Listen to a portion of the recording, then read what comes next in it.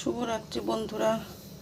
দুদিন ধরে শুভ দুপুরের পোস্ট দিচ্ছি না, রাতেই রান্না করছি। বিশেষ করে দিনে আর দেওয়া হচ্ছে না। যে ভাত বসিয়ে দিয়েছি, ভাতটা অনেকক্ষণ বসিয়েছি, একটু সময় লাগবে। এই ফুটছে, কমিয়ে দিয়ে করছি। ঠাকুরের পুজো দিলাম, সন্ধ্যেবেলা শয়ন দিলাম ঠাকুরের, তারপরে রান্নাটুকু করছি। বেশি রান্না করি না রাতে। যারা আমার রেগুলার ভিডিও দেখো তারা প্রত্যেকে জানো আমি রাতে বেশি আইটেম খাই না, ভালো লাগে না। আর এই যে এখানে দেখো রান্না হচ্ছে পমফ্রেট মাছ, ঝাল না কি বলবে। আমার ছেলে আবার কালিয়া বলছে।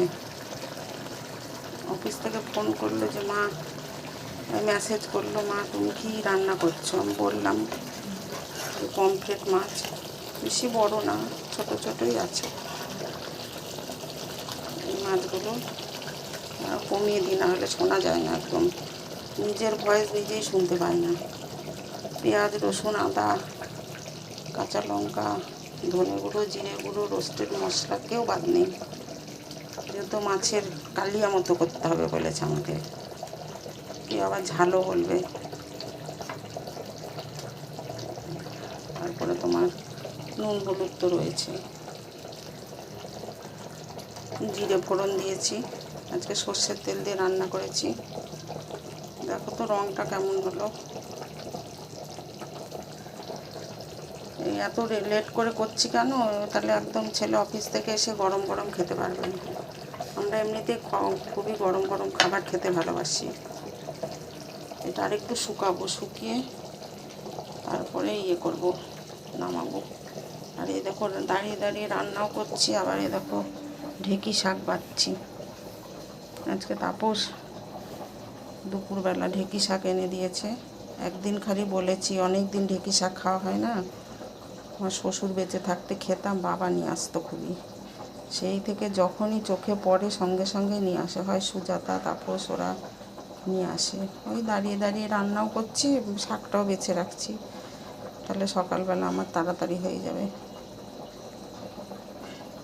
এখন আর রঙ বেরঙের রান্নাও করি না বেশি, রাত্রিবেলা একটু করে রাখছি। এখন এটা হয়ে যাবে, কালকে আবার আলাদা করে রান্না করতে হবে। পমফ্রেট মাছ সর্ষে পোস্ত দিয়েও খেতে ভালো লাগে, কিন্তু যেহেতু আমরা সর্ষেটা একটু কম পছন্দ করি, মানে কম পছন্দ করি না, ভালোই বাসি, কিন্তু আমাদের হজমে সমস্যা হয়, ওই জন্য আমি খুবই খেতেই চাই না। এই হলো ভাত রান্না, ওই যে মাছ হচ্ছে। আর কালকের আইটেম একটা বানাবো, সেটা তোমাদেরকে দেখিয়ে দিলাম। এটা হচ্ছে ঢেঁকি শাক। উত্তরবঙ্গে যখন আমি নর্থ বেঙ্গলে বেড়াতে গেছিলাম, কালিম্পং, শিলিগুড়ি, ডুয়ার্স, বক্সা জয়ন্তী, ওখানে প্রচুর এই ঢেঁকি শাক। আর প্রত্যেকটা যেই হোটেলগুলোতে আমরা খেয়েছি, ওদের একটা মেনু থাকবেই এই শাক ভাজাটা। উপকারীও আছে, টেস্টিও আছে। যাই হোক, তোমরা সকলেই আমার শুভরাত্রির শুভেচ্ছা ও ভালোবাসা নিও। তোমরা কে কী রান্না করলে, আমি কেমন রান্না করলাম সেটা অবশ্যই আমাকে জানিও, লাইক কমেন্ট করে।